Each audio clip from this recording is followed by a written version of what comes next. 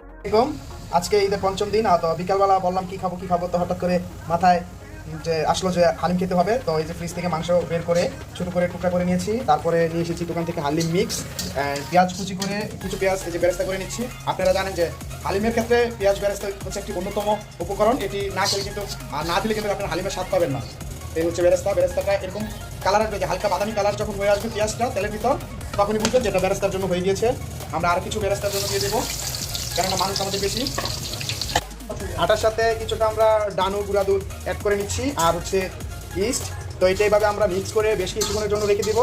দেন এটা থেকে আমরা নান রুটি তৈরি করবো। তো আপনারা আমাদের সাথে থাকুন আর দেখতে থাকুন।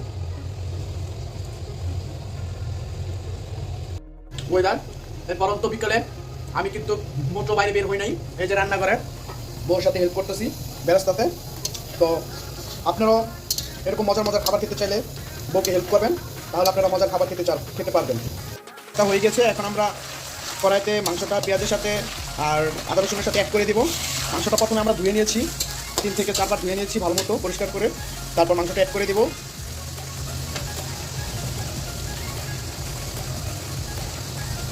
আর মাংসটা অ্যাড করার পর নেড়ে চেড়ে ভালো করে মিশিয়ে নেব। মিশিয়ে নিয়ে আমরা এটাকে বেশ কিছুক্ষণের জন্য ঢাকনা দিয়ে দেবো। কতক্ষণ, এই ধরেন 10 থেকে 15 মিনিট আমরা ঢাকনা দিয়ে দেবো, তখন মাংসটা কষে আসবে। আর আমরা এটার সাথে আবার কিছুটা মশলা অ্যাড করবো। এই যে মশলা অ্যাড করে দিচ্ছি।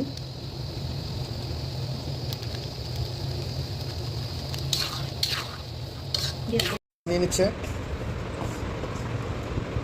এটা ভালো মতো মিশিয়ে নিতে হবে। আর এই যে দেখতে পাচ্ছেন কি সুন্দর একটা স্মেল বের হচ্ছে, একটু আবার নেড়ে চেড়ে বসিয়ে নিব। ওয়াও, চমৎকার একটা গ্রান বের হচ্ছে।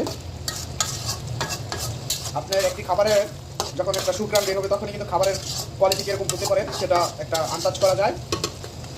আশা করি ভালো হবে। আপনারা খেতে চলে আসুন। সাথে হালিমের সাথে আমরা মাংসটা অ্যাড করে দিয়েছি। এই যে এখন আমরা ডো বানিয়ে রেখে দিয়েছিলাম, তো এটাকে এখন আমরা নান রুটি তৈরি করবো। এই যে রুটি, এই যে দেখতে পাচ্ছেন আমরা হালিমের জন্য শসা, কাঁচামরিচ, পেঁয়াজ, লেবু, বেরেস্তা করে রেখেছি। তো এই যে রুটি হয়ে গিয়েছে। আর সবশেষে যে হালিমের লুকটা এই যে দেখতে পাচ্ছেন একটু,